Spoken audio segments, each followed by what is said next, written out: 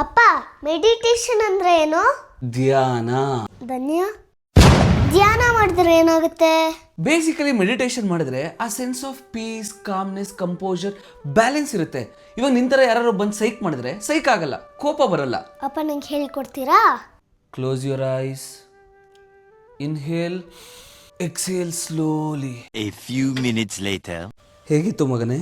Full piece ಅಪ್ಪ. ನಿಮ್ಗೆ ಹೆಂಗ್ ಅನ್ಸ್ತು?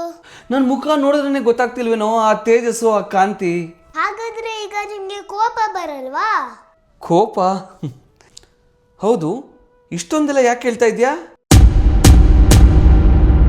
ಅವಾಗ್ಲೇ ಗಾಡಿ ಹತ್ತಕ್ಕೆ ಹೋದೆ, ಬಿದ್ದೋಯ್ತು.